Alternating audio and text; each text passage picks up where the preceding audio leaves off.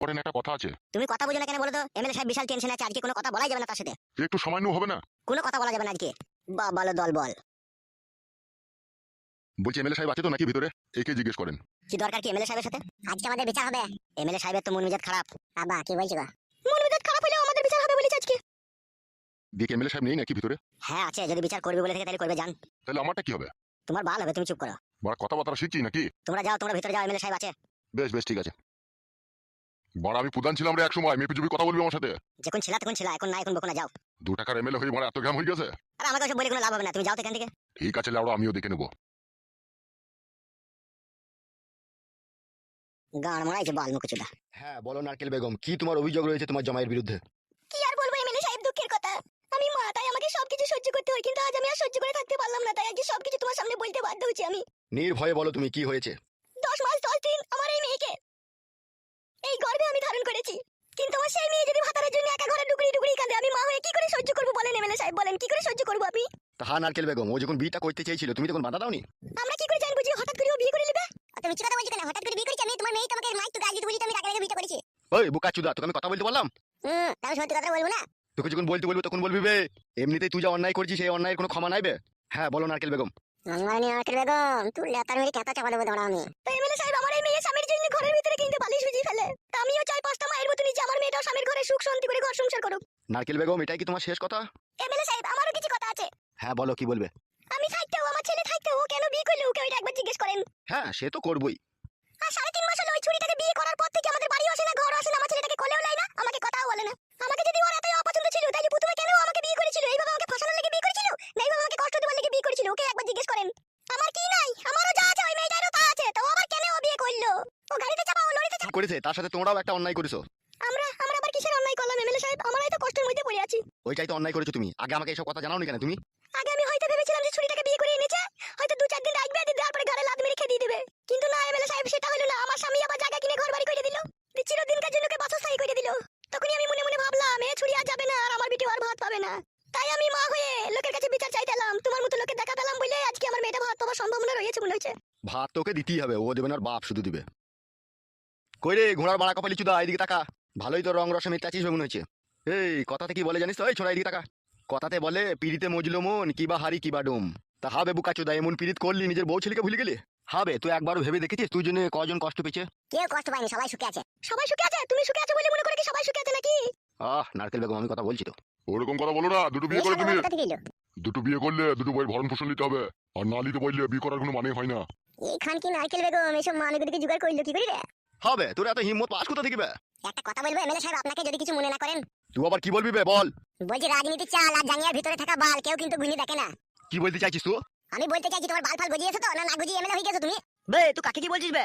আমি শুধু কথা ভাবছি, কদিন আগে পঞ্চায়েতের গেটে তালা খুলতো আর বাইরে ঝাঁজ দিত আর পানি দিত, সেই লোক রাতারাতি কি করে এমএলএ হয়ে গেল? বই মুখে লাগাম দিয়ে কথা বলবে। তুমি বলছো কেন? আমি তো এমএলএ সাহেবের সাথে কথা বলছি নাকি? বে তুই কি বললি আমাকে? আপনি কি বললেন এমএলএ সাহেব যেটা এত হিম্মত পাস কোথা? হ্যাঁ তা ঠিকই তো বলেছি বে, তুই এত হিম্মত পেলি কোথা দুটো বিয়ে করার? দুটো বিয়ে করতে গেলে হিম্মতের প্রয়োজন পড়ে না, ঘৃণার প্রয়োজন পড়ে। আর সেই ঘৃণা আমার ছিল গলা অবধি, টুটি অবধি ছিল বলে আজকে আমি দুটো বিয়ে করতে পেরেছি। কিসের ঘৃণা ছিল তোর? তোর কিসের ঘৃণা ছিল রে? আমার বউ, আমি ঘরে থাকতেও পরকিয়া করে করে বেড়াই, যে ছেলেকে পছন্দ হয় তার সাথে ফোন নাম্বার দিয়ে চ্যাটিং করে। আবার তোমার এই চাঙ্গু বাঙ্গু কালো কুকুর কিছুদিন আগে আমার বউয়ের সাথে লটঘট করেছে। কি রে কালু, তুই আবার এসব করছিস নাকি?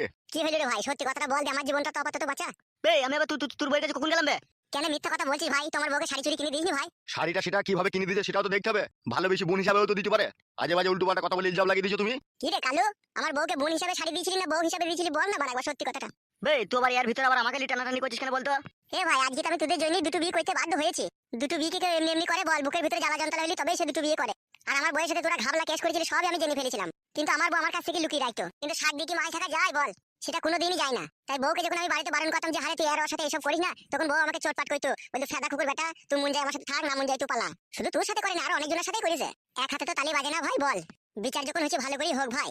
আমার শাশুড়ি আমার গোপন কথা ফাঁস করেছে, তার বিটির গোপন কথা তোমাকে ফাঁস করতে হবে ভাই, বল। তাহলে এমএলএ সাহেব সম্পূর্ণ চাপটা আমার উপরে দিয়ে দিবে। আমাকে জড়াই না ভাই, এমনিতেই আমার পেটে যন্ত্রণা করছে। কি রে সত্যি করে বাড়ি যন্ত্রণা করছে? হ্যাঁ বড় ভাই, এখানে আমার খুব লাগে ভাই। আচ্ছা আচ্ছা ঠিক আছে ঠিক আছে, তুই কাসেমের দোকান যা, দিয়ে দুটো যন্ত্রণা ট্যাবলেট লেগে যা।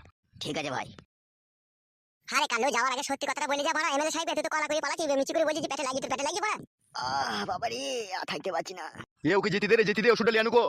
আহ এ কালু তুই যা তুই যা তুই যা, রাতের ওষুধ নিয়ে যা। যা রে যা, আবার দাঁড়ালি কেন? তাহলে তুই সত্যি কথাটা বলবি না? বাবারে যা তো, এই বুকা চোদাটা যায় না তো যাবে। গুদমানি ভাই বিচারের সময় এইভাবে ছলা করে পালিয়ে গেলি তো। এ শোনো এদিকে তাকাও। ওসব কথা বলে কোনো লাভ হবে না, আর আজে বাজে লোকের নাম দিয়েও কোনো লাভ হবে না। তুমি কি নিজের স্বচক্ষে দেখেছিলে তোমার বউয়ের সাথে ও ফোন লাইন করেছিল? তাহলে যার সাথে করেছিল আপনি তাকেই জিজ্ঞেস করেন। নারকেল বেগম, তোমার মেয়েকে একবার জিজ্ঞেস করো তো কালুর সাথে কিছু করেছিল নাকি? এমএলএ সাহেব, আমার জামাই যা বলছে সব মিথ্যে কথা বলছে। কালুকে আমি আমার নিজের ছেলের মতো ভালোবাসতাম। ও কখনো কখনো আমাদের বাড়ি ঘর এসে একটু হয়তো চা পানি খেয়ে গেছে, তার জন্য আজে বাজে ইলজাম লাগিয়ে দিচ্ছে আমার মেয়ের উপর। আবার দেখো দেখো তোমার বউ কত বড় মিথ্যে কথা বলছে দেখো। আমি মিথ্যে কথা বলিনি, তুমি মিথ্যে কথা বলছো। শোনো আমার কাছে কথা শোনো, ওইসব কথা এখন বলে কোনো লাভ হবে না, ঠিক আছে? এখন যেটা হবে সেটা করো। আপনি ওর কথা শুনেন না এমএলএ সাহেব, আমার মেয়ের একটা বিচার করে দেন। আমার মেয়েটা কিভাবে কোন ওর কাছে থাকবে সেই ফয়সালা করে দেন। হাগো মেয়ে, তুমি কি চাও বলো? আমি আবার কি চাইবো? আমি আমার স্বামী সংসার নিয়ে ছেলেকে নিয়ে সংসার করতে চাই। তুই কি বলছিস বল এবার? বিচার আপনি কইছেন, আপনি বলেন, আমি আবার কি বলবো? কি বিচার করা যায় লাউড়াই দিয়ে? সব তো গাঁড়ে মারা কেসে মারা। বড় ভাই যা হোক একটা ফয়সালা করে দেন। হ্যাঁ হ্যাঁ, সেটা নিয়ে একটু চিন্তা ভাবনা করছি। লাউড়া যদি একবার চিরস্থায়ী ফয়সালা করে দিই, তাহলে লাউড়া নারকেল বেগমের সাথে আমার আর দেখা সাক্ষাৎ হবে না। ফয়সালাটাকে ঘাবলা করে দিই যাতে নারকেল বেগম আমার কাছে বারবার ছুটি ছুটি আসে, এলে আমি নারকেল বেগমের সাথে করতে পারবো। কি ভাবছেন তখন থেকে এমএলএ সাহেব? ফয়সালাটা একটা করে দেন। ফয়সালা তো করবোই, তার আগে আর একটা কথা আমাকে জানতে হবে। বলুন কি জানতে চান? এই বুকাচ্চোদা এমএলএ আবার কিসের প্যাচ লাগাবে কি জানি। দেখো নারকেল বেগম, আমি যে ফয়সালাটা করে দেবো, ঠিক আছে, তাতে সবাই সুখী হবে। সেটাই করে দেন। ধরো তোমার জমাই যে মেয়েটাকে বিয়ে করে এনেছে, সেও তো একটা মেয়ে, তাকেও তার বানের জলে ভাসিয়ে দেওয়া যায় না বলো? তাকেও তার খেদিয়ে দেওয়া যায় না? তা হইলো এমএলএ সাহেব, আমার মেয়েটাকে তো আগে বিয়ে করেছে। আমার কথাটা শোনো নারকেল বেগম। বলো। তুমি যে বাড়িটাতে থাকো সেই বাড়িটাতে ঘর কটা আছে? দুটো ঘর আছে, একটা রান্নাঘর আছে আর একটা তোমার বারান্দা আছে। বাহ বাহ বাহ বাহ, তাহলে তো হয়েই গেল ফয়সালা। এ ভালো করে শুন ফুটু, যে কথাটা আমি এখন বলছি। হ্যাঁ বলো, শুনছি। তো শাশুড়ি তো বলছে দুটো ঘর আছে, একটা বারান্দা আছে, একটা রান্নাঘর আছে, তাই তো তোদের ওই বাড়িতে? হ্যাঁ হ্যাঁ।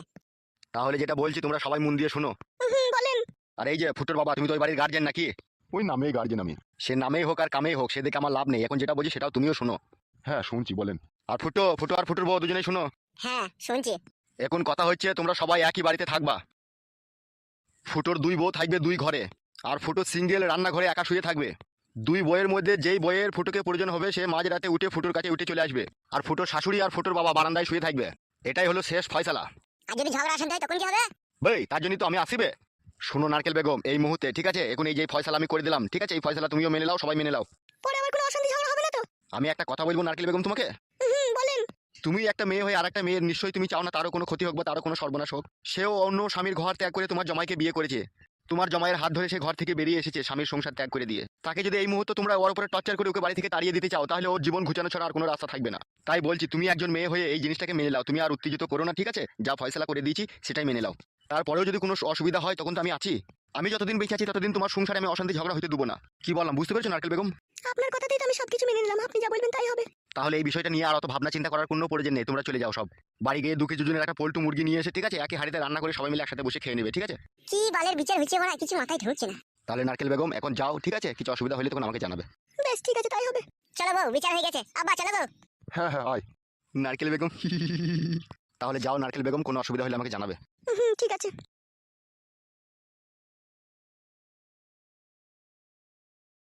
বড় ভাই বিচারটা কিরকম একটা ঘাবলা ঘাবলা ভাব হলো না? খেপা শুন একটা কথা, যে কোনো ছেলে দুটো যখন বিয়ে করে না, সেই দুটো বিয়ের কোনো ফয়সালা কোনো কোর্ট কাছারি উকিল আদালত কেউ করতে পারে না রে।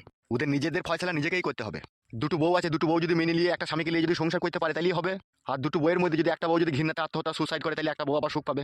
তাই আমরা এমএলএ হয়ে স্যাম্পল খালি ওদেরকে বুঝিয়ে দিলাম, আমরা আবার বিচার করতে পারি ওদের। ওদের ঝামেলার কোনো শেষ নাই, আর ওদের ঝামেলা কেউ মিটাইতেও পারবে না। তাহলে আপনি কিসের ফয়সালা করলেন? নারকেল বেগম মাল ভালো, তার হয়ে যদি একটু সাপোর্ট না করে পরে আমাকে লাগাইতে আর দিবে আর দিবে না, সেই জন্য ওর হয়ে সাপোর্ট করে হালকা ফুটুরুডুম বিচার করে দিলাম, বুঝলি?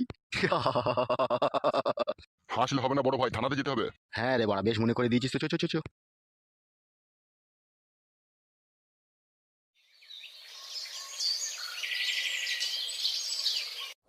মামা এত ভয় করলে কোনো কাজ হবে না রে, বুঝলি?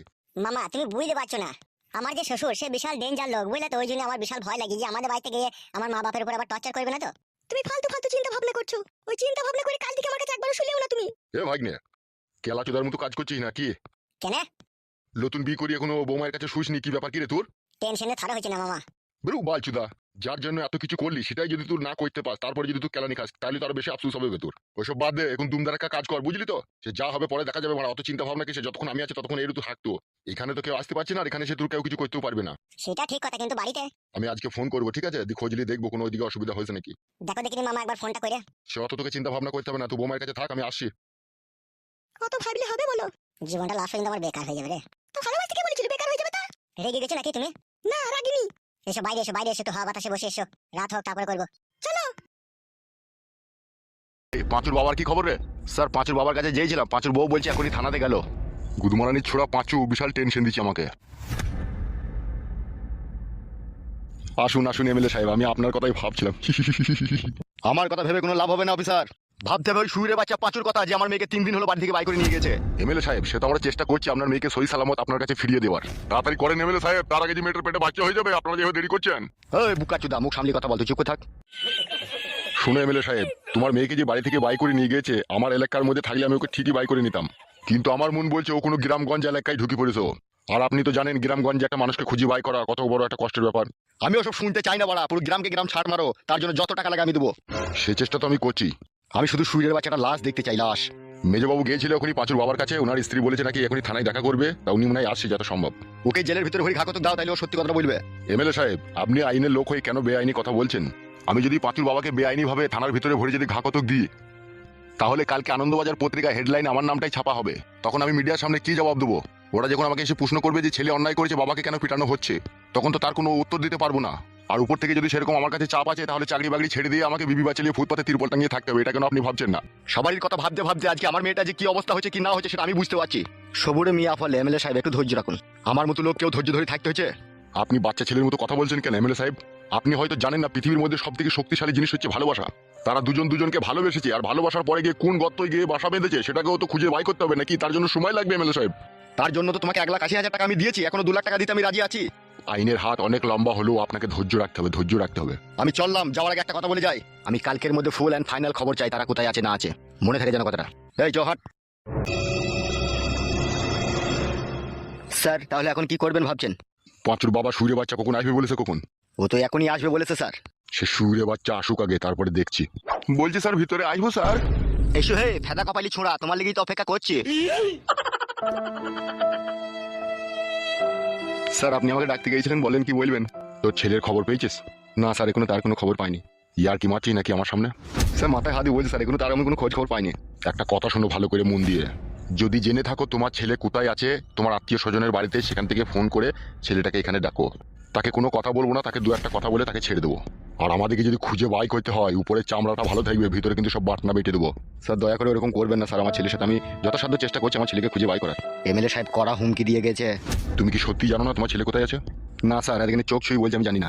তুই চোখ লাগ, মুখ ছুঁয়ে কিরি কাইলে কি হবে? তুই ছেলের মরণের দিন ঘনিয়ে এসে। আমি এখন আসবো স্যার? আচ্ছা ঠিক আছে, তুই যা।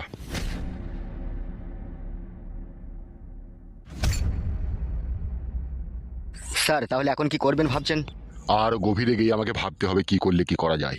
স্যার বলছিলাম কালকে আমি শ্বশুর বাড়ি যাবো, 2 দিন কাজ ছুটি দিলে হতো না আমাকে? এমএলএ সাহেবের টাকাটা 40,000 টাকা ভাগ পেলে আর অমনি কুটকুটিনি ধরে গেলে লাই।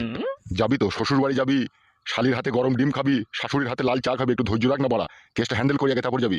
ঠিক আছে ঠিক আছে স্যার। বালমুকুচুদা, ঘুষের টাকা ভাগ পেলি কখন বইয়ে সায়া কিনবো, শাশুড়ির ভিসিয়ার কিনবো, শ্বশুরের চটি কিনবো, সেই ধান্দা। কি বলছেন স্যার, আপনিও তো কিনেছিলেন সেই খাপে। কখন বে? স্যার গত সপ্তাহে যে মার্ডারটা হইলো 1.5 লাখ টাকা ঘুষ খেয়ে তার ফাইলটা চাপা দিয়ে দিলেন, মনে নাই স্যার? বাড়া তোর মনে আছে? আমরা যে স্যার সব একই গোয়ালের গরু, তা মনে থাকবে না স্যার?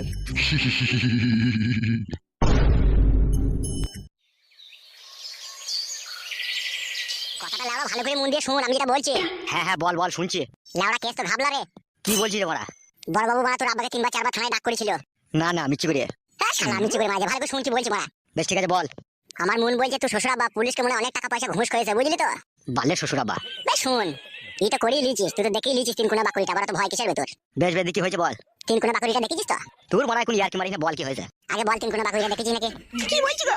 কে বে তোর পাশে তোর বউ নাকি? বকছ কেন, চুপ করো না। কাকে চুপ করতে বলছি বে? এ কি হয়েছে বল, ভালো করে বল বড়া। তুই বউয়ের পাখানে চুমকেছিস, তাকে বল আগে। দূর বুকা চুদা, আমি মরছি আমার জ্বালা ইয়ার কি মারিস। কি হয়েছে বড়া, বল না খুলে খুলি। তোর আব্বাকে থানাতে নিয়ে গেল, আমার মনে হয় অফিসার মনে হয় ঘা কত দিয়েছে মনে হয়, বুঝলি? মেরিস আমার আব্বাকে? কে কাকে মেরেছে গো? তোর আব্বা ফেদা মুখ আমার আব্বাকে পুলিশ দিয়ে মার খাইছে। বে বুকাচ্ছি, দেখুন মেরেছে কি মারেনি সেটাও করে আমি সঠিক জানি না, থানাতে দেখেছিলাম, আমি মনে করছি মারতেও পারে। তুই কি করছিস কি বে, কি হয়েছে কি না হয়েছে পুরো ডিটেইলস খবরটা বল না বড়া। তুই ওই মেয়েটাকে বিয়ে করলিছিস তো? হ্যাঁ রে বড়া, বিয়ে করলিছি, আমার আব্বাকে কি বলেছে সেটা বল। এখনো পুরোপুরি ভাবে খবর আসেনি আমার কাছে, ঝাপসা খবর যেটা এলো সেটাই তোকে দিলাম। ঝাপসা খবর? আফসা মানে যেটা আমি হালকা শুনতে পেয়েছি, আমি তো তোদের বাড়ি যেতে পারছি না ডাইরেক্ট, আমি যেটা লোকের কাছে শুনছি সেটাই তোকে বলছি। তারপর একবার জান, একবার ফুস করিয়ে। বালের কথা বলছি নাকি? ফুস করে যাবো, খুশ করে জেলে ঢুকে যায় নাকি আমি? জেলে কি কামাইতে ঢুকবে, তুই খবরটা লিয়ে আইবি তা। তুমি বাল বুঝো হে, চারিদিকে যা ফেউ ঘুরছে, তোমাদের বাড়ি থেকে আসছি কে গেছি কে না গেছি সমস্ত খবর এমএলএ কাছে পৌঁছাইছে। তাই নাকি? তাই নাকি মায় না? হ্যাঁ ঠিকই বলছি। আবার এইদিকে আজকে আবার আমার বিচার হয়েছে, এমএলএ সাহেব এমনিতেই আমার উপরে চড়ার হয়ে রেগে আছে। তোর আবার কি বিচার হলো বে? ওই তো দুটো বিয়ে করিনি সেই জন্য বিচার হলো। কিসের দিকে বিচার হলো তোর? গুদমানি ভাই এমএলএ কার কি বলবো বল, তোর বউ না তো শুনতে পেয়েছে না তোমার? না না বল।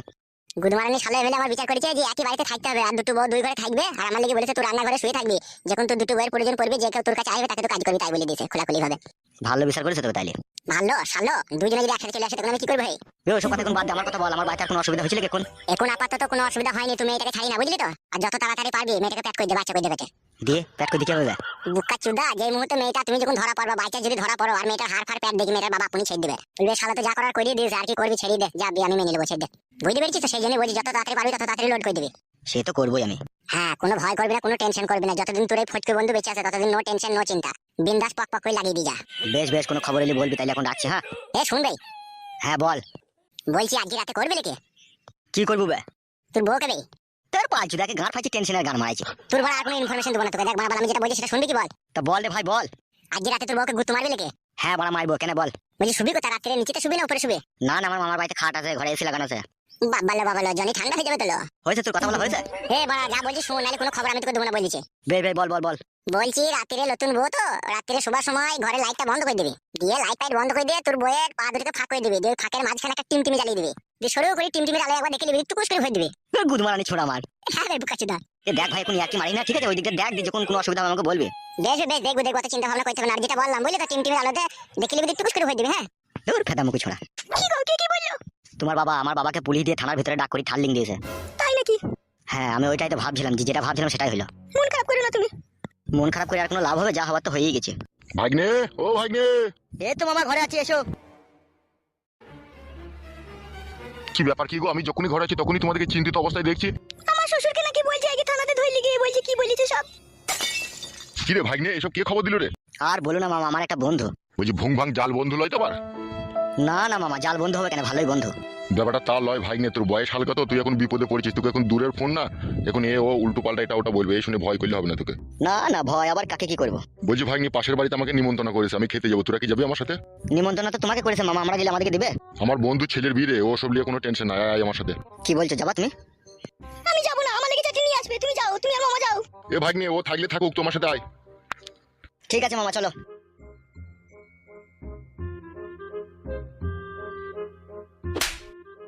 ছি, বাবা মায়ের কথা না শুনেই ভুল হলো, কেন যে মরতে বাড়ি থেকে পালিয়ে এলাম কিছুই বুঝলাম না।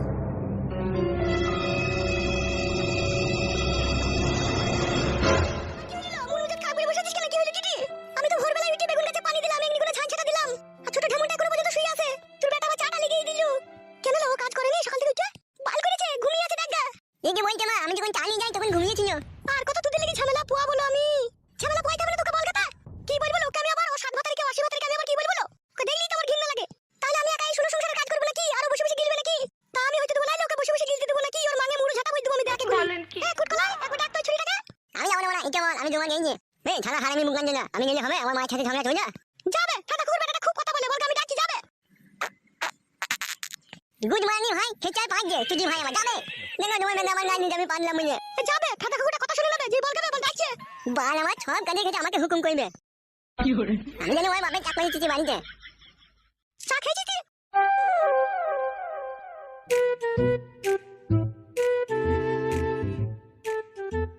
ও খালা, তোমাকে ডাকছে মা। কে, কিসের জন্য ডাকছে? আমি জানি না, আমাকে ডাকতে বললে তাই এলাম। আর তুমি আমাকে কি বললে, খালা? হ্যাঁ খালা বললাম। আমি তোমার খালা হই না, আমি তোমার ভাবি হচ্ছি। সত্যি করে জানি তো ভালোই হলো। কিসের জন্য ডাকছে সেটা বলেনি তোমাকে? না সেটা বলেনি, তুমি একটু তোমার সাথে। ঠিক আছে চলো চলো, এই তো।